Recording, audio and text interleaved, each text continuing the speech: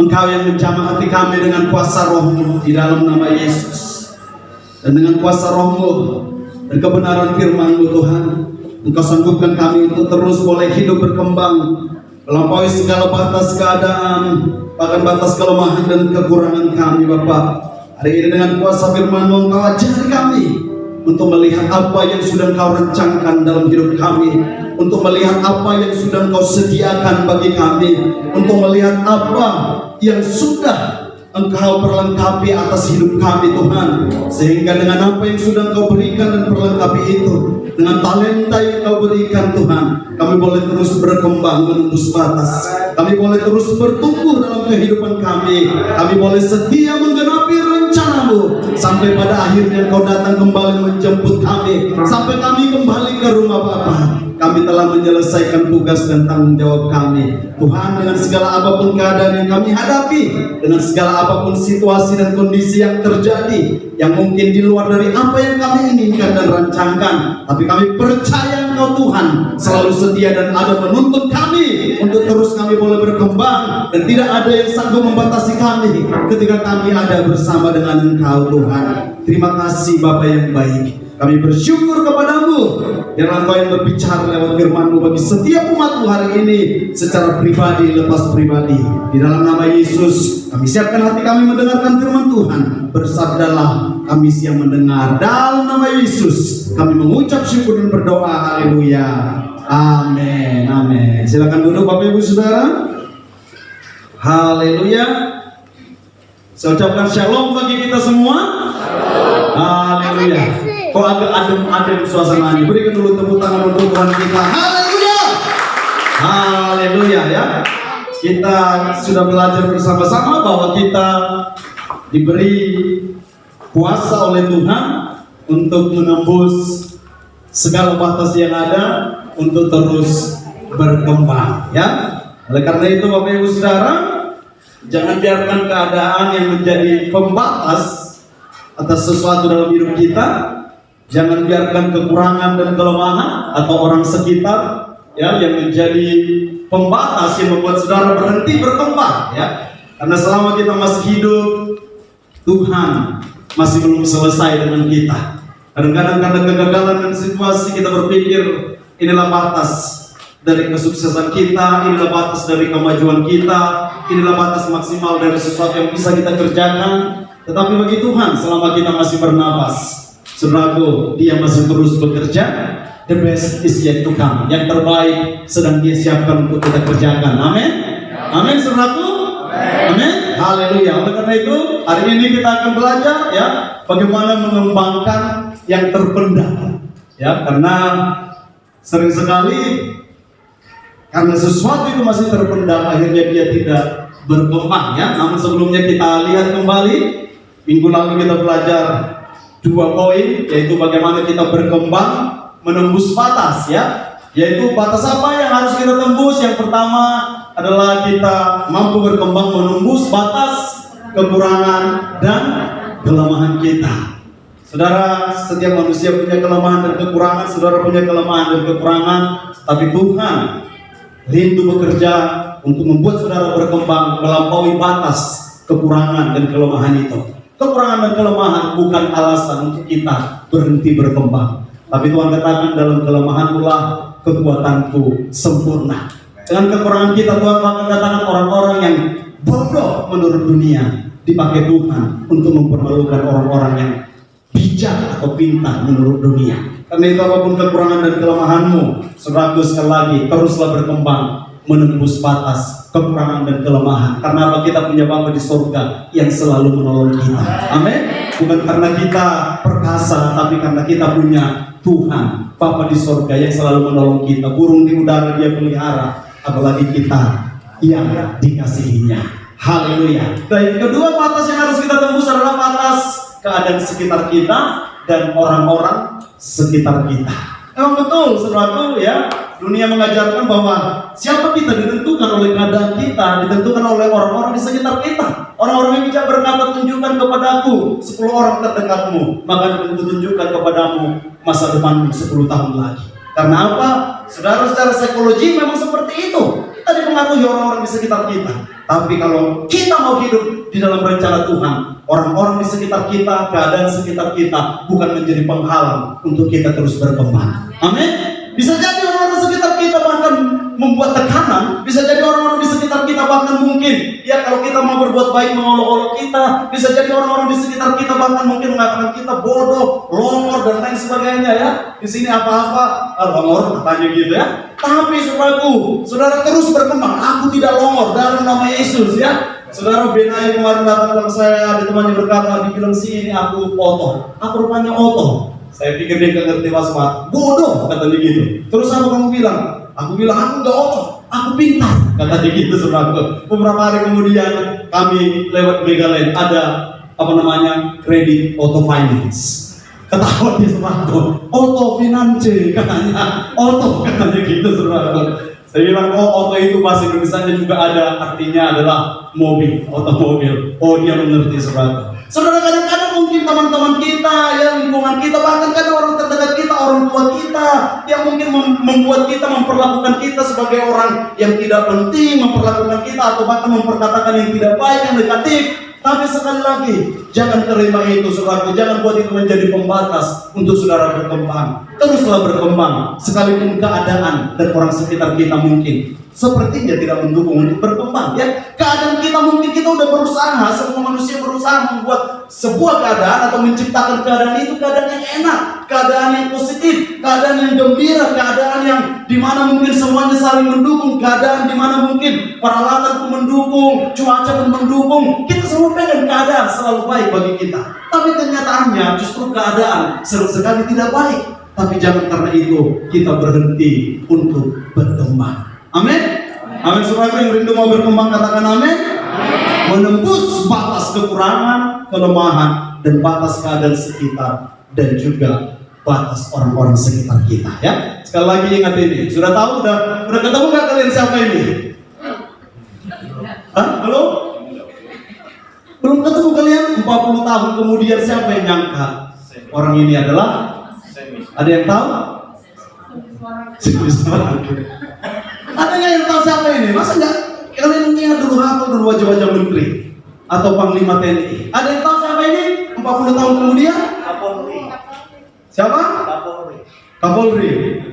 Salah. Saya juga masih belum tahu. Oke, kita lanjut. Ya itu hanya ketemu di internet saudara. Tapi kita nggak tahu 40 tahun kemudian dia menjadi seperti apa ya. Mungkin umurnya di situ 12 tahun, 52 tahun, bisa jadi Kapolri katanya, ya yang di sini gitu. Saya nggak tahu ya. Nah, sekarang sekali lagi mari terus berkembang, ya. Sekarang kita mengembangkan yang terpendam. Saudara ingat kembali bahwa Tuhan memberikan kepada setiap kita talenta, minimal 1 talenta. Gaji pekerja mapan prajurit Romawi selama 1 tahun minimal saudaraku ya, minimal diberikan 1 talenta. Bahkan di antara saudara ada yang punya 2 talenta, di antara saudara ada yang punya 5 talenta. Nah mungkin ya karena keadaan sekitar, karena kekurangan dan kelemahan, atau karena apapun itu saudara membuatnya terpendam. Dan oleh karena itu hari ini kita belajar bersama-sama supaya apa yang terpendam itu boleh berkembang dalam kehidupan kita. Nah, saudara, oleh karena itu bagaimana supaya yang terpendam itu boleh berkembang? Yang pertama sebenarnya simpel, yaitu apa? Temukanlah, ya, karena dia terpendam. Saudaraku, hari ini mari belajar kita menemukan apa yang masih terpendam yang Tuhan sudah taruh dalam hidup kita. Ada seorang hamba Tuhan mengatakan, ya, membuat statement dalam hidupnya bahwa dia pengen mati itu adalah dalam keadaan kosong, dying empty katanya. Artinya saudara, dia berkata bahwa semua potensi yang aku miliki itu sudah aku keluarkan semua, sehingga ketika aku meninggal aku sudah benar-benar kosong. Saudara, kita sering dengar tempat yang paling luar biasa, yang paling hebat itu, yang paling kaya itu, sering kita dengar ya, bukanlah tambang minyak ya. Tempat yang paling kaya bukanlah tambang emas seperti tambang di Tembagapura di Papua yang emasnya nggak habis-habis sampai sekarang ya. Tempat yang paling kaya itu bukan di situ ya. tempat yang paling kaya bukanlah di sebuah sesuatu lokasi yang ada minyak ditemukan dan lain sebagainya. Tapi kita sering mendengar bahwa tempat yang paling kaya itu di mana? Di kuburan, ya. Karena apa? Karena di situ banyak terkubur potensi-potensi yang sudah tidak bisa ditemukan lagi. Saudara, sebelum kita menuju tempat yang paling kaya itu, mari kita temukan apa yang harus kita kembangkan, yang masih tertanam dalam hidup kita. Dan berarti kalau itu di kuburan, berarti itu artinya di dalam diri manusia itu, ya, di dalam diri manusia itulah sesuatu yang paling berharga itu. Sekali lagi, mari lupakan tambang emas dan lain sebagainya, ya, atau tambang minyak yang menurut kita mungkin paling kaya. Kemarin di Tuban, tiba-tiba saudaraku, penduduk desa beramai-ramai beli mobil, uangnya miliaran-miliaran. Karena apa? Ditemukan minyak di sana dan dibangun kilang minyak, saudara. Sehingga orang yang dahulunya cuma jalan kaki mau beli 5 mobil pun bisa. Tiba-tiba saudaraku, di daerah yang landai, di daerah Sulawesi Selatan, tiba-tiba dibangun bendungan yang akhirnya penduduk di sana yang dulu cuma petani, 5 rantai tanahnya, 10 rantai, 15 rantai, jadi kaya semua. Saudara, ada tanah saya di situ, di Sulawesi maksudnya 10 hektar, ya, udah 12 tahun sampai sekarang. Udah mau saya jual-jual, tapi dalam hati saya berpikir, siapa tahu ada emas di sana. Nanti kalau saya berkata siapa tahu ada emas, udah jangan dijual dulu. Saya bilang nggak ada lagi uangnya, ya. Udah saya jual murah aja, jual murah, udah 12 tahun nggak bisa beli. Jual murah, katanya jangan dijual, nanti kamu nyesal. Ya tapi daripada saya udah stres nanti nggak ada uangnya, akhirnya emasnya nggak ketemu gitu, saudara. Ya, saudara, kadang kita masih berpikir tempat yang paling kaya itu, ya, sesuatu yang menurut kita, sesuatu yang dipandang dunia. Tapi hari ini mari kita mau melihat tempat yang kaya itu adalah di dalam diri kita. Karena untuk kita lah Tuhan Yesus mati di kayu salib. Amin. Bukan untuk tambang emas, ya, bukan untuk tambang minyak dia mati. Makanya darahnya lebih berharga daripada emas, perak, dan permata. Saudara, untuk saudara lah, karena potensi yang ada dalam diri saudara itu, karena rencananya yang ada dalam diri kita itu, untuk itulah dia mati, untuk itulah dia berikan nyawanya. Ya, bukan untuk kekayaan dunia, emas, perak, dan permata itu, tapi untuk saya dan saudara. Makanya saya bisa katakan, sekiranya di dunia ini oleh karena sebuah virus atau apapun, Yesus belum datang menebus dunia, dan tiba-tiba cuma saudara makhluk hidup manusia yang hidup di dunia ini, saudara, Yesus tetap mati bagi saudara. Karena apa? Karyanya adalah untuk manusia. Selama saudara masih disebut umat manusia yang dia ciptakan, yang dia kasihi, dia tetap turun ke dunia untuk menebus kita. Karena itu Bapak Ibu Saudara, hari-hari ini apa yang terpendam, mari kita kembangkan. Yang pertama, sekali lagi, kita harus menemukannya, ya. Dan saya berdoa supaya kita boleh dituntun Tuhan dengan hikmatnya, boleh menemukan sesuatu yang terpendam itu, ya, untuk kita kembangkan. Ingat minggu lalu, ya, jangan terfokus kepada apa yang dinilai dunia, ya, memulai dari nol dan lain sebagainya, mungkin bahkan memulai dari minus. Tapi ingat fokusnya bukan apa yang di dunia ini, bukan harta benda, ya, bukan sesuatu yang bersifat emas, perak, dan permata, tapi sesuatu yang bersifat kekal, sesuatu yang bersifat kerajaan surga. Nah, Bapak Ibu Saudara, kita lihat satu ayat yang berbicara tentang harta ini, ya, Matius 13 ayat 44 sampai dengan 46. Kita baca ayat 44 saja, ya. Kalau saudara buka Alkitab, ya, saya selalu diingatkan ini untuk buka Alkitab saudara supaya tahu di mana Matius itu, saudara, ya. Jangan nanti cari di Pertamiangan Matius, dicari di Perjanjian Lama, ya. Matius 13 ayat 44, ya. Saya rindu kita baca bersama-sama, ada di layar di depan kita. Kalau saudara mau membuka di Alkitab di handphone, silakan buka, ya. Matius 13 ayat 44, 2, 3. Hal kerajaan surga itu seumpama harta yang terpendam di ladang, yang ditemukan orang lalu dipendamkannya lagi. Oleh sebab sukacitanya, pergilah ia menjual seluruh miliknya lalu membeli ladang itu.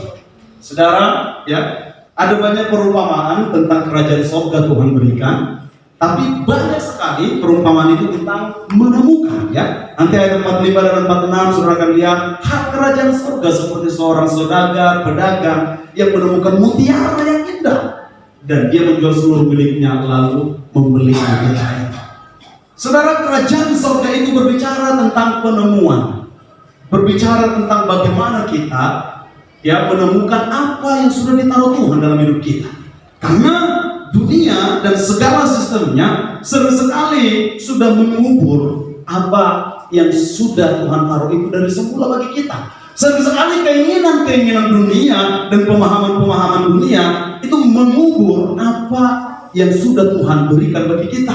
Dan ini saatnya saudaraku, kita harus temukan supaya kita berkembang. Temukan apa yang terpendam itu, ya saudara. Karena itu temukanlah, ya, temukanlah supaya saudara mampu mengembangkan yang terpendam itu, ya. Karena keadaan sekitar, karena kekurangan dan kelemahan, mungkin udah lama kita biarkan sesuatu itu terpendam. Karena kita berpikir nanti orang akan berpikir seperti ini kalau aku lakukan ini, atau karena keadaan sekitar kita itu tadi kita nggak mampu lagi untuk melihat yang lebih besar dari apa melampaui yang ada di sekitar kita. Tapi hari ini kembali temukanlah. Bagaimana kita menemukannya, saudaraku? Ya, bagaimana kita menemukannya? Karena dia terkubur. Bagaimana kita menemukannya? Ya, saudara, dikatakan tadi, ya, hal kerajaan surga seumpama harta yang terpendam di ladang yang ditemukan orang lalu dipendamkannya lagi. Oleh sebab sukacitanya, ya, pergilah ia menjual seluruh miliknya lalu membeli ladang itu. Nah, bagaimana kita menemukan itu, saudara? Saudara, kalau kita mencarinya di tempat yang salah, kita tidak akan menemukannya. Kalau saya kehilangan kunci mobil saya di gereja, terus saya pergi ke rumah Michael untuk mencarinya, pasti tidak akan ketemu, kecuali yang Michael mencurinya, saudara, ya. Tapi saya bilang, kan, datanglah saya ke gereja, masih di situ kuncinya. Tiba-tiba mau pulang, udah nggak ada kuncinya.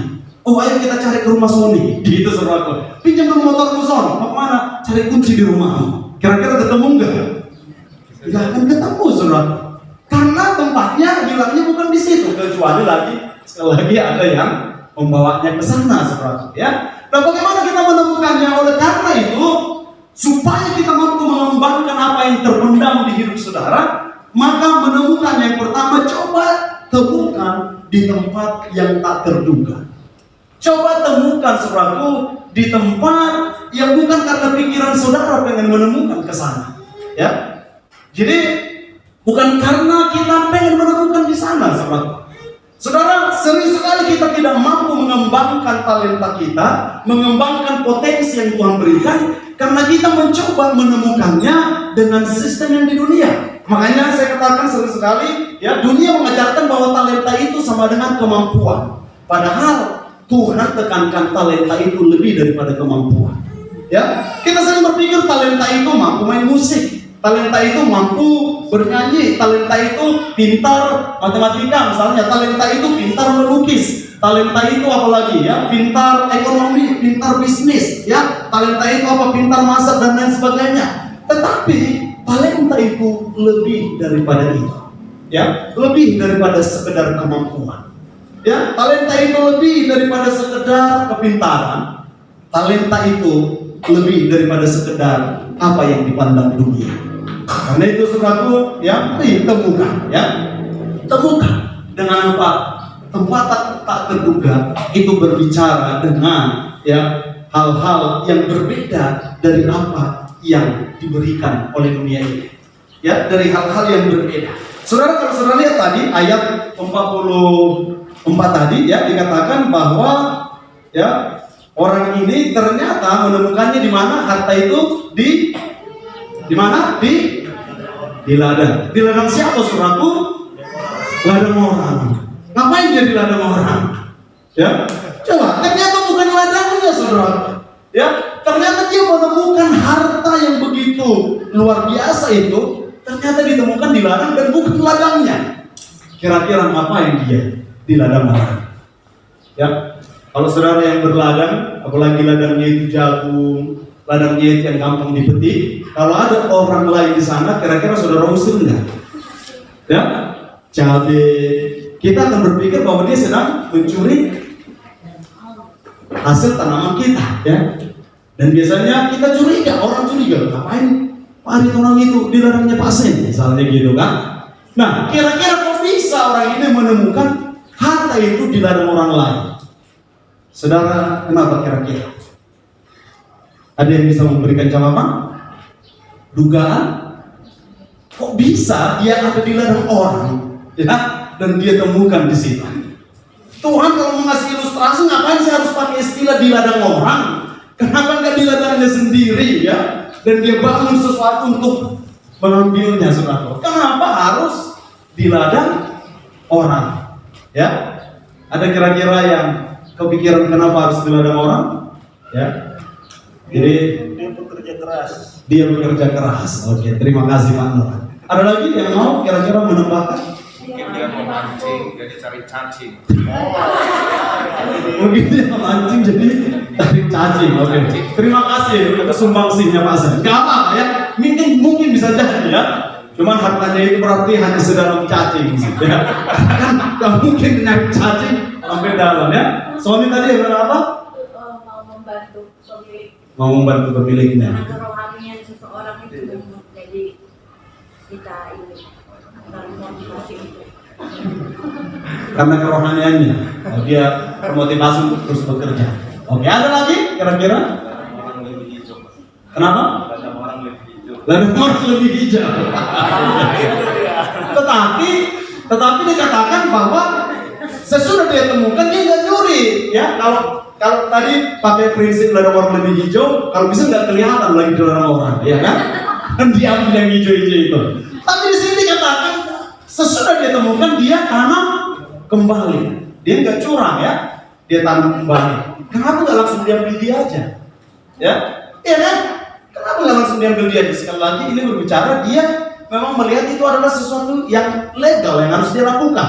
Oleh karena itu, ya potensi yang Tuhan ingin kembangkan dalam diri kita yang masih tertanam itu legal, percayalah. Ya, itu sesuatu yang luar biasa. Nah, saudaraku, saya lebih sependapat sedikit dengan Pak Nurat tadi, ya, jambungannya. Kenapa dia ada di ladang orang? Karena dia cuma orang upahan. Ya, karena dia secara pandangan manusia bukan tuan tanah, bukan orang kaya. Dia cuma bekerja, ya mungkin motivasi bekerja cari uang tadi, ya. Dia cuma bekerja. Dia cuma orang yang mungkin, ya, bisa jadi sama seperti kita di sini atau lebih rendah dari kita di sini yang hanya bekerja. Apalagi dulu saudaraku, orang-orang bekerja itu kalau saudara lihat dalam Alkitab itu bilangannya itu dibilang dalam Alkitab itu sangat sedikit.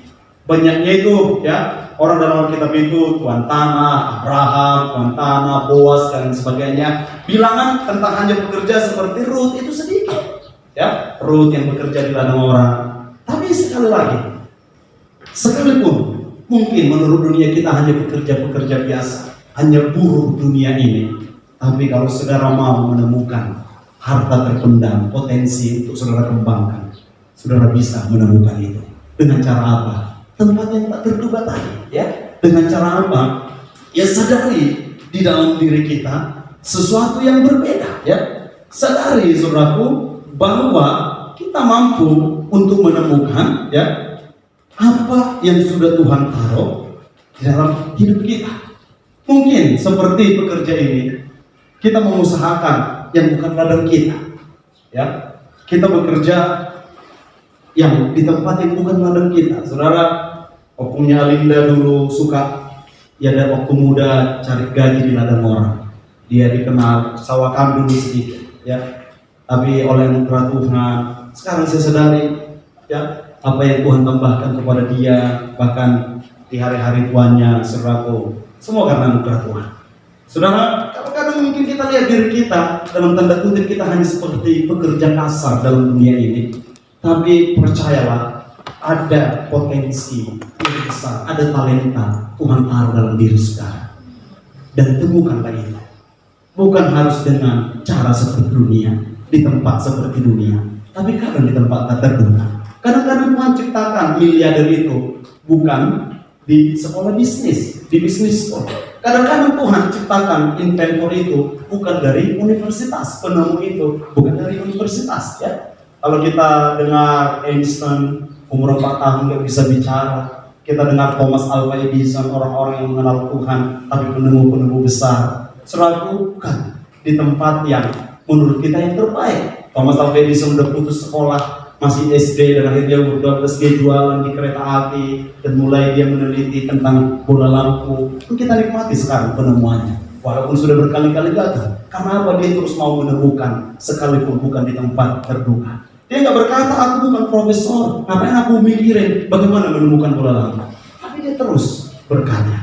Bapak Ibu Saudara, kadang ya, karena kita mencari tempat-tempat yang menurut kita itulah tempat untuk menemukan sesuatu, kita bisa akhirnya tidak menemukan apa yang terkubur itu. Karena apa? Kita cari di tempat yang salah. Kita sudah anggap ya, kalau misalnya uang itu harus ditemukan di bank, ya misalnya ya, terus apa lagi ya, bank itu harus ditemukan di rumah makan Silindung, ya rumah makan Silindung, ya. Kita artinya itu memang hal seperti itu, tapi cara Tuhan bekerja kadang ya, dia menciptakan seseorang justru bukan di tempat-tempat yang dianggap orang adalah sesuatu tempat yang semestinya. Saudara, waktu Daud ditemukan, ya, atau Daud menemukan dirinya sebagai seorang raja, atau Samuel menemukan dia sebagai seorang raja, ditemukan di mana? Di kandang domba, di tempat-tempat dia mengembalakan kambing domba. Dan Daud sudah menemukan apa yang ada dalam dirinya. Karena itu, saudaraku, dia selalu belajar untuk memaksimalkan apa yang dia temukan itu, ya. Dia selalu belajar memaksimalkan itu. Makanya, oleh karena 2-3 ekor kambing domba aja, Daud bunuh singa. Padahal apalah 2-3 ekor kambing domba, ya. Singa daripada aku mati. Pulang, saudaraku. Toh aku tidak menemukan aku jadi promosi nanti dengan 2 kambing domba. Karena apa? Itu menurut dunia. Itu tempat yang menurut dunia bahwa promosi bukan di tempat 2-3 ekor kambing domba. Menurut dunia promosi ada di tempat 2.000-3.000 ekor kambing domba, ya, di tempat yang ramai dan lain sebagainya. Tapi demi 2-3 ekor kambing domba, Daud bukan hanya membunuh singa, dia bunuh juga serigala. Saudara, karena apa? Dia mengerti ada sesuatu yang terpendam yang Tuhan taruh di hatinya, yang Tuhan taruh di hidupnya. Dan sampai akhirnya Nabi Samuel datang untuk mengatakan kepada dia, there is a king inside of you. Ada raja di dalam dirimu. Dan akhirnya dia diurapi menjadi raja. Saudara, waktu Tuhan berkata Samuel pergi ke Bethlehem, dia pun masih bingung di mana, ya. Saudara, bahkan sampai dia sempat salah mencari di tempat yang tak terduga, saudaraku, ya. Sehingga ketika itu kalau kita lihat ya dalam 1 Samuel 16 ayat 7, ya, dikatakan Tuhan berkata kepada Nabi Samuel, janganlah pandang parasnya atau perawakannya yang tinggi, ya, ini dia ayatnya. Sebab saudaraku, aku telah menolaknya, katanya. Bukan apa yang dilihat manusia yang dilihat Allah. Manusia melihat apa yang di depan mata, tetapi Tuhan melihat hati. Saudara, waktu kita cari di tempat yang salah, akhirnya tidak ketemu. Dan ketika Samuel menyadari ini, saudaraku, dia mengerti dan dia akhirnya menemukan Daud. Dan dia boleh katakan, there is a king inside of you. Ada raja, ya, ada talenta seorang raja di dalam dirimu, dan Tuhan promosikan dia. Saudara, secara manusia kalau mau cari promosi bukan melindungi 2-3 ekor domba, kambing domba, tapi tentu dia akan cari ke kota besar. Ya, artis kalau mau terkenal, katanya dulu kalau mau penyanyi itu kalau mau terkenal harus ke Jakarta. Karena itu pandangan dunia. Tapi saya percaya dari Siantar pun akan bisa muncul artis terkenal. Amin. Loh, enggak aneh ini. Amin. Saudara, ini mungkin 10 tahun yang lalu berat kita aminnya, tapi harusnya sekarang dengan keadaan teknologi ini harusnya amin kita lebih kuat. Amin. Amin, ya kan? Saudara, selalu kita mungkin berpikir bahwa gereja yang berdampak itu harus ada di kota besar. Tapi di kota Siantar pun, hai kau Siantar yang mungkin terkecil di antara kota-kota Batak, ya misalnya, namun daripadamu akan muncul sebuah grup band rohani, akan muncul seorang penulis hebat, akan muncul seorang dokter yang menemukan obat AIDS, akan muncul, kita nggak tahu apa yang bisa muncul, apa yang bisa Tuhan promosikan yang masih terpendam. Tapi balik lagi kepada kita, seberapa jauh kita mau mempercayainya, mau melihatnya, menangkapnya di sana.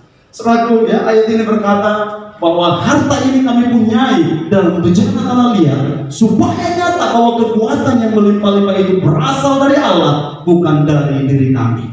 2 Korintus 4 ayat 7. Karena memang bahwa kita ini cuma bejana tanah liat, bejananya mau di Jakarta, mau di Medan, mau di Siapa, mau di mana. Tapi harta yang kita punyai itu adalah kekuatan yang melimpah-limpah yang berasal dari Allah. Harta yang kita punyai itu, yang masih tertanam itu Tuhan yang naruh, dan itulah saatnya kita harus temukan dan kembangkan itu. Saudara, sekali lagi, ya nggak mustahil kok sebenarnya. Ya, dengan keadaan sekarang, dengan teknologi, orang dari YouTuber aja bisa terkenal sekarang. Kalau 10 tahun yang lalu, 20, apalagi 20 tahun yang lalu, ya.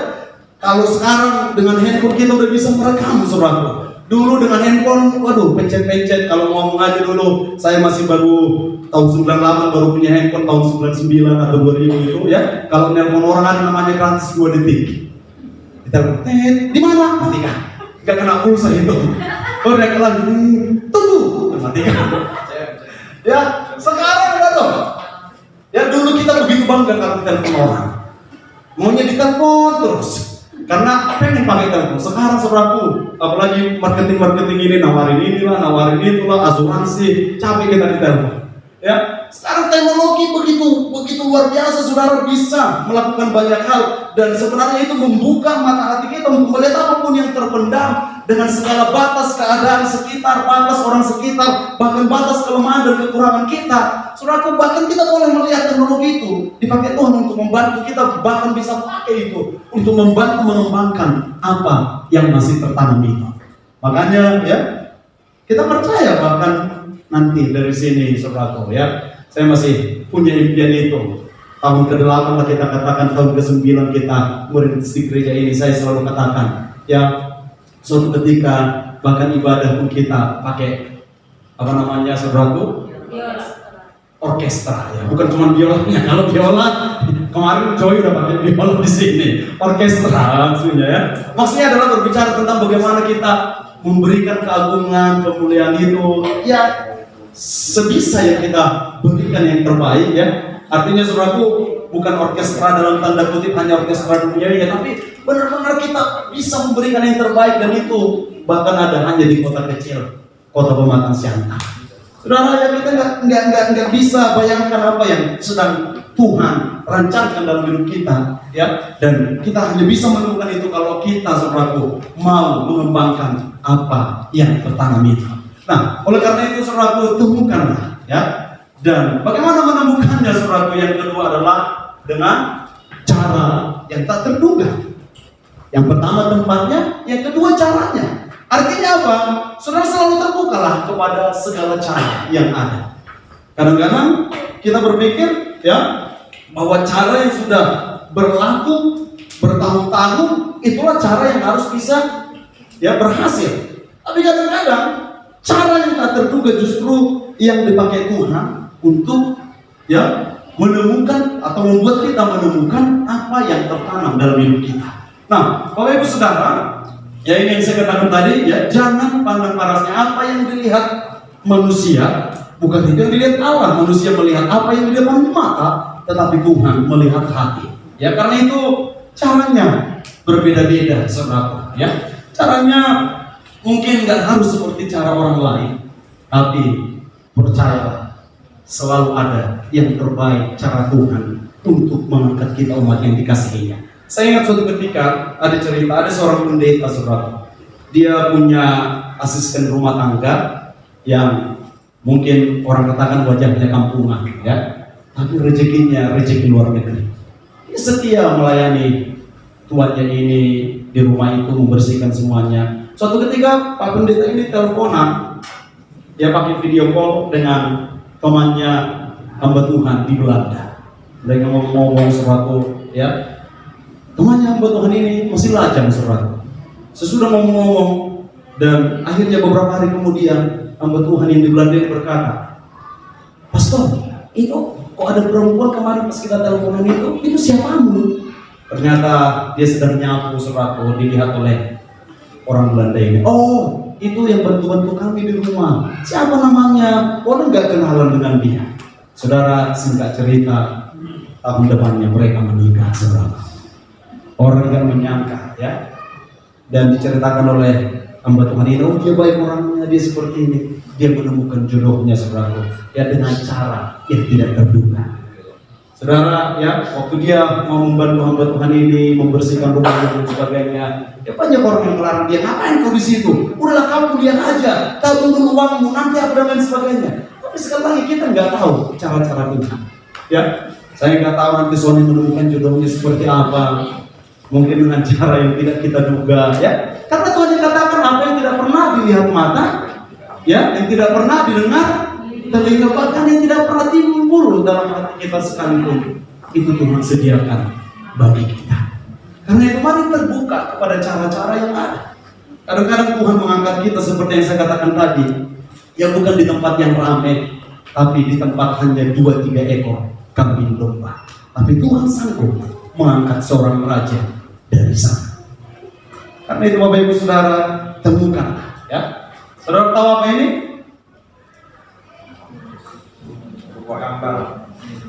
Gambar apa ini? Ini bukan gambar, Pak. Ini slide. Ini bukan beruang. Apa ini? Luwak, ya. Kopi yang paling mahal adalah kopi luwak, bukan white luwak kopi, ya. Itu paling murah gitu, ya. Bukan luwak white kopi, tapi kopi luwak yang asli, ya. Satu gelasnya berapa, saudaraku? Kalau di Amerika, saya pernah coba tawar dan nggak jadi saya minum, ya. Satu gelasnya itu kalau dirupiahkan itu lebih dari 1,5 juta. Satu gelas. Ya memang tergantung di tempatnya, ya. 2011 waktu di Logos masih di samping Ramayana, kami pernah jual kopi luwak juga, tapi lebih murah karena langsung dari Dono Pardamaian, dan luwaknya pun udah ditangkal. Rasanya berbeda tetap, ya. Tapi kalau normal, apalagi saudaraku benar luwak liar, ya, rata-rata memang satu gelas kalau di Indonesia, kalau saudara benar ke kafe yang benaran, ya bukan hanya karena tempatnya, tapi rata-rata satu gelas itu 800-900 ribu. Ya, di Amerika waktu itu saya coba isi misalnya. Rasanya seperti apa? Ya, memang tergantung, ya. Pecinta kopi akan berkata enak, ya. Kalau yang enggak pecinta kopi akan berkata sama aja, ya. Tapi tahu saudara bahwa bagaimana kopi luwak ditemukan? Saudara, ya, luwak ini sebenarnya membuat Sumatera terkenal. Nama kopi luwak itu nggak perlu dipatenkan, orang udah tahu pasti dari Sumatera. Nggak berani Malaysia berkata kopi luwak dari Malaysia, saudara. Ya, yang lain mereka bisa berkata batik dari Malaysia dan lain sebagainya. Tapi walaupun ini nggak dipatenkan kopi luwak itu orang tahunya ya dari Sumatera, ya. Dan bahkan dari Jawa pun jarang disebut kopi luwak. Dan orang tahunya kopi luwak dari Sumatera. Dan sekali lagi bagaimana ini bisa ditemukan? Dengan cara yang tak terduga, ya. Ternyata menurut cerita yang bisa dipercaya, kopi luwak ditemukan pada saat Sumatera Utara, ya, dijajah oleh Belanda, dan kopi pada saat itu hanya boleh diminum orang Belanda. Orang Indonesia, orang pribumi tidak diizinkan oleh, ya, orang Belanda untuk minum, dan kopi mahal. Suatu ketika menirnya Belanda, maksudnya Belanda kaget melihat pembantunya minum kopi, dan dia marah dan berkata, dari mana kamu curi kopi itu? Saudaraku, karena nggak mungkin kan dia mengambil kopinya, nggak boleh dari kebun-kebun itu. Dia berkata, saya tidak mencurinya, menir. Dari mana kok bisa kamu minum kopi? Diceritakan, saya ambil dari kotoran-kotoran musang, menir, dari kotoran luwak, lainnya luwak ini. Maaf kata saudaraku, saya bersih-bersihkan, saya lihat ada biji-biji kopi, dan itu saya bersihkan, dan ini saya buat kopinya. Saudara, menir Belanda ini penasaran, dicoba diminum dia. Kopinya kok enak, dan memang tidak seperti kopi yang biasa dari kebunnya. Dia bertanya, kok bisa dari mana kamu temukan? Saudaraku, dibawa menirnya ini menir. Ya, saudara tahu, ya, ketika luwak ini, musang ini memakan biji-biji kopi ini, saudara, sesuatu di perutnya itu membantu fermentasi dari kopi ini, menghilangkan asamnya, menghilangkan yang tidak baik, dan menambah sebuah rasa, sehingga maka ketika dikeluarkan, saudaraku, biji itu jadi berbeda. Dan ya, saya pernah menjual biji kopi luwak ini ya, sampai waktu saya bersihkan dan lain sebagainya, saudaraku ya. Memang kalau kita jijikan akan jijik ya, tapi di situ ada yang berharga ya. Dan akhirnya saudaraku, si Menir ini saudaraku melihat, jadi kayak bagus ini bijinya, dimakan dia saudaraku, dan mulai dari situlah dia jual biji kopi luwak, dan mulai dari situlah orang tahu kopi luwak, bukan luwak pahit kopi ya. Kalau luwak pahit kopi 1 gelas 800 rupiah, beli 5 gratis 1 saudaraku ya. Tapi kalau luwak kopi itu berbeda saudaraku. Nah, oleh karena itu, yang mari terbuka kepada cara-cara yang tak terduga. Yang mari terbuka kepada cara-cara yang tidak biasanya. Yang mari buka hatimu yang untuk melakukan cara-cara yang mungkin orang berkata capek kamu lakukan itu, ya. Orang berkata mungkin nggak ada upahmu di situ. Orang mungkin berkata yang nggak ada yang memperhatikan kau di situ. Tapi coba kita lakukan cara-cara itu. Bagaimana akhirnya saudara akan menemukan potensi yang bisa saudara kembangkan. Saudara, ya, kadang-kadang pelayanan-pelayanan yang mungkin yang tidak terlalu dipandang orang berkata, nggak usahlah terlalu apa kali kita buat itu. Tapi justru bisa jadi saudaraku, ya, lewat itu saudara akan mampu, ya, mengembangkan sesuatu dalam hidup saudara. Ya, kadang-kadang kita berpikir, untuk asar, udahlah, nggak apa-apa pelayanan asar biasanya. Kalau pelayanan WL, pelayanan khotbah itu baru hebat, atau pelayanan mimbar lain, singer dan main musik itu baru hebat. Tapi tahukah saudara, ya, ini benar pernah terjadi seseorang bertobat ketika dia masuk kamar mandi gereja, dan itu nyata di lembah pujian. Saudara, ada orang yang malas-malasan ke gereja, terus akhirnya diajak oleh family-nya yang berkunjung ke Bali, pulang dulu ke gereja. Bawalah dia ke Geberok lembah pujian. Saudara, ketika dia masuk kamar mandi, saudaraku, dia kaget dan dia merenung, kok bisa kamar mandi gereja seperti ini ya? Yang pertama diajak ke gereja, kamar mandi yang dicari, dia mau menghabiskan waktu saudara. Tapi di situ, ya, oleh karena petugas kebersihan kamar mandinya begitu sungguh-sungguh membersihkan kamar mandi itu, saudara, dia tersentuh justru di situ. Dan akhirnya dia memutuskan untuk rajin beribadah kepada Tuhan hanya karena pergi ke kamar mandi. Saudara, oleh karena itu ya, cara yang tak terduga. Kadang-kadang bahkan caranya itu lewat kita kehilangan. Ya, makanya minggu lalu saya ajarkan kepada kita untuk bahkan berani memulai dari minus, bukan hanya dari nol. Saudara, ada sebuah kota di Alabama, saudaraku, ya. Kota ini berada di Coffee County, kota ini namanya Enterprise. Nah, ada sebuah monumen di sana, ini monumennya. Jadi ini asli, kisah nyata, namanya Bowlville Monument. Nah, di Bowlville Monument ini mereka tuliskan, ya, di sini tertulis, ya. Jadi mereka mengagungkan sebuah serangga namanya Bowlville, ya. Dikatakan December 11, 1919, in profound appreciation of the Bowlville, ya. Dalam tanggal Desember tanggal 11 1919 kami memberikan penghargaan kepada serangga atau hama ini. Hama ini namanya Bowlville. Karena apa? Ini namanya. Jadi kalau besar aslinya itu seruas jari apa ini namanya? Jari kelingking kita. Saudara, waktu itu industri di Amerika didominasi oleh kapas. Dan kota ini dan kota-kota lainnya pada umumnya kaya karena kapas. Tapi saudaraku, ya, hama atau serangga Bowlville ini menghancurkan panen kapas. Bahkan sebelum 1919 udah banyak negara bagian di Amerika hancur ekonominya karena Bowlville ini. Singkat cerita saudaraku, ya, banyak orang yang menyerang, negara-negara bagian lain, kota-kota lain menyerang ketika industri mereka drop sampai ke sepertiganya. Ya, yang dulunya dapat 15 bal jadi cuma 5 bal, dan bahkan hancur, banyak yang tutup, banyak yang berhutang.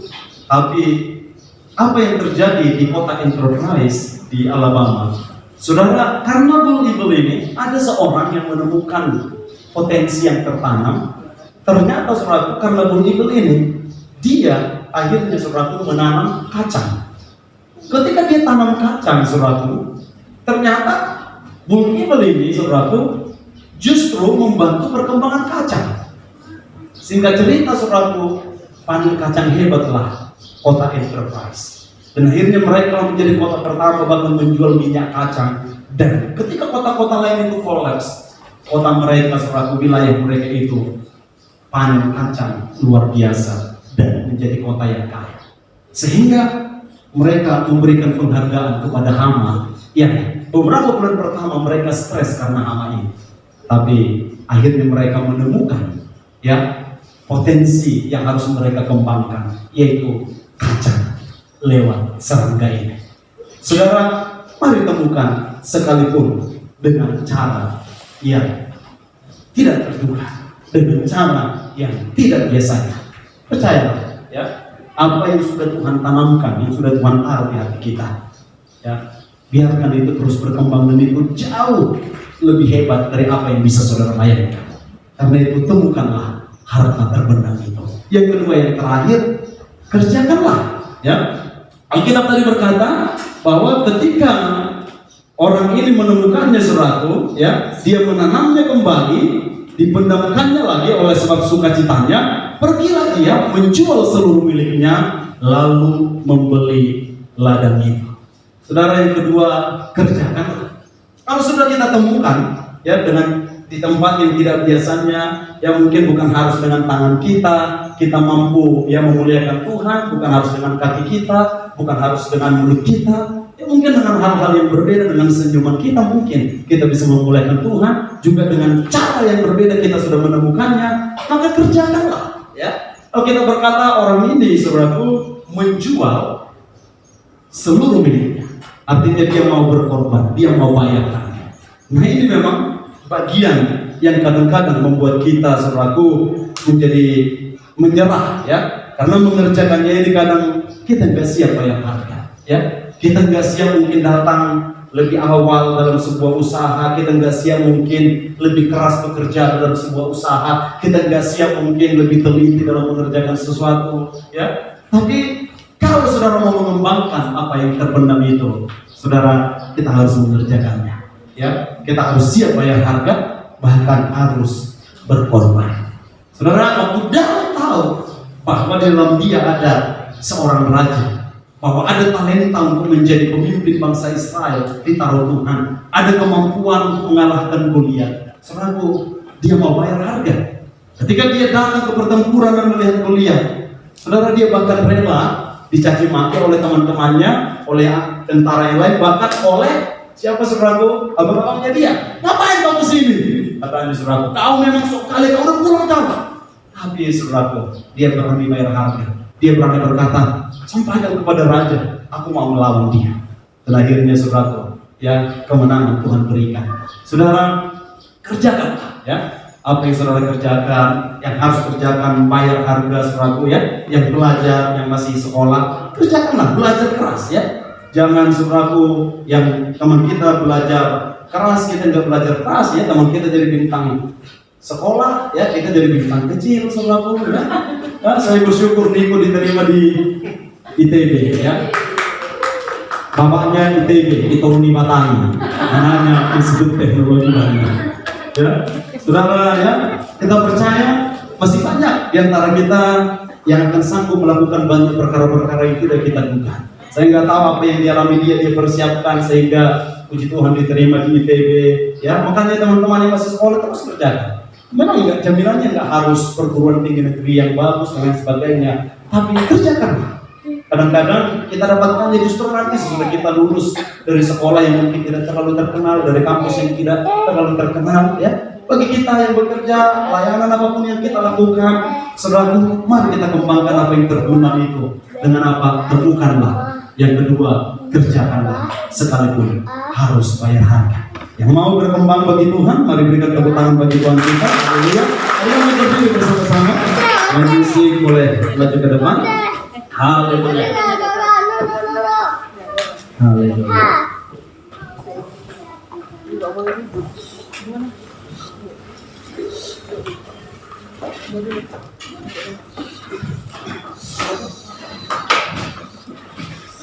Kakak Edi. Kakak Edi nggak dapat. Kakak. Haleluya. Baik Bapak Ibu, kita satukan hati kita. Kita bawa hidup kita di dalam kuasa kasih-Nya. Percayalah bahwa Dia yang memulai pekerjaan yang baik dalam hidup kita, Dia akan menyelesaikannya bagi kita. Haleluya. Terima kasih Tuhan.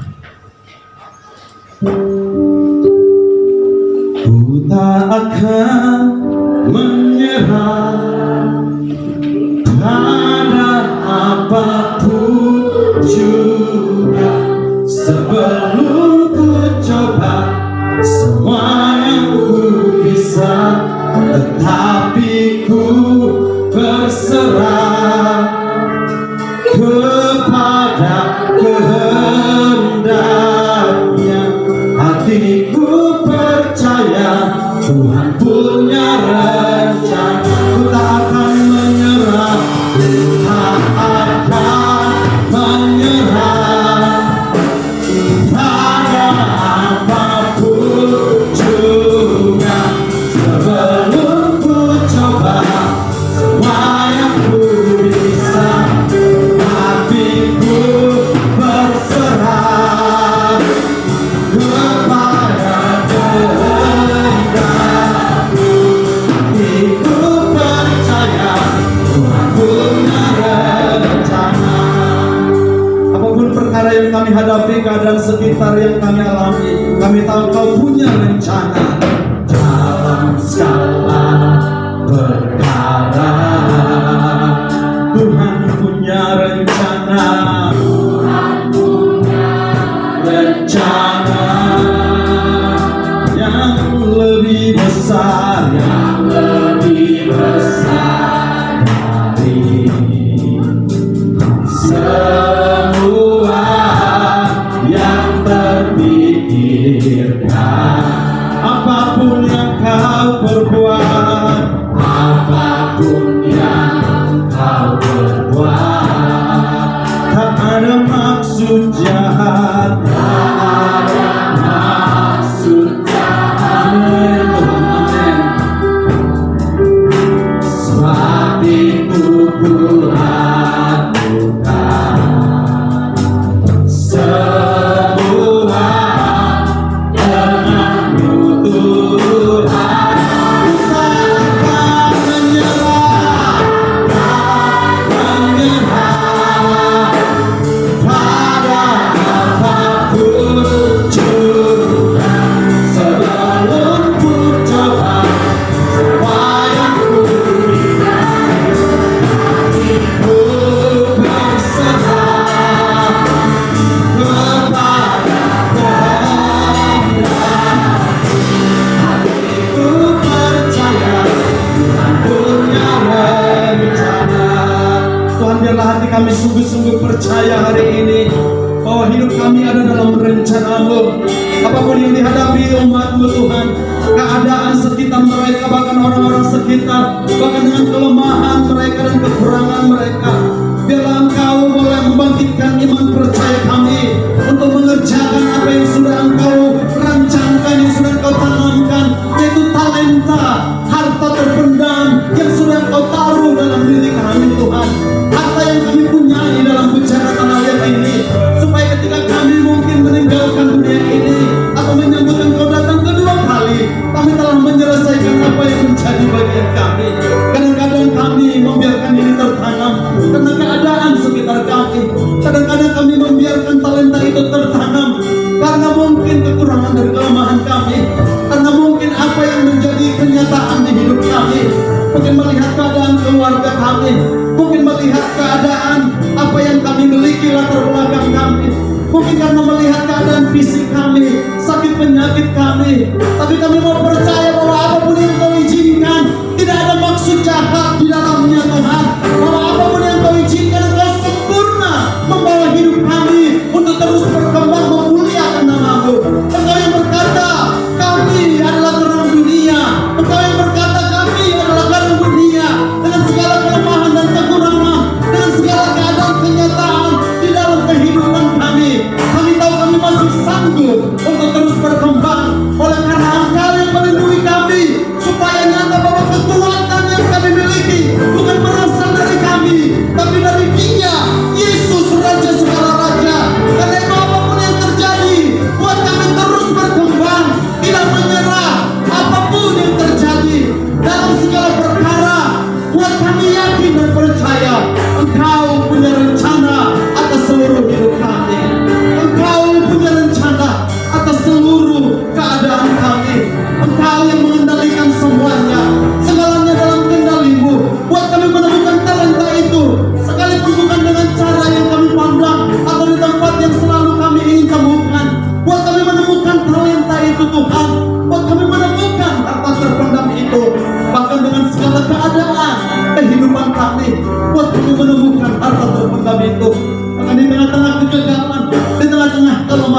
sekali.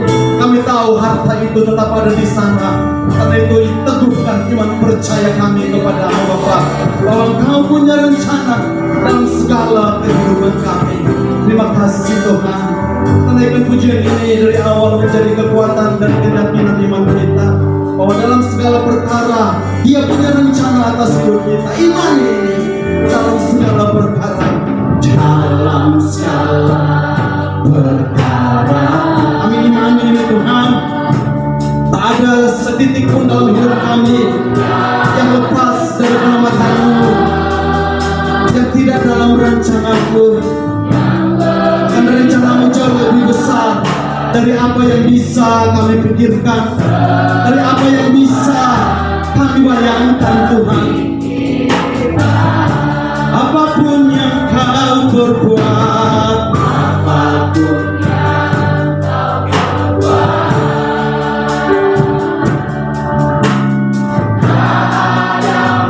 ada maksud jahat dalam segala apa yang Kau izinkan. Sebab itu ku lakukan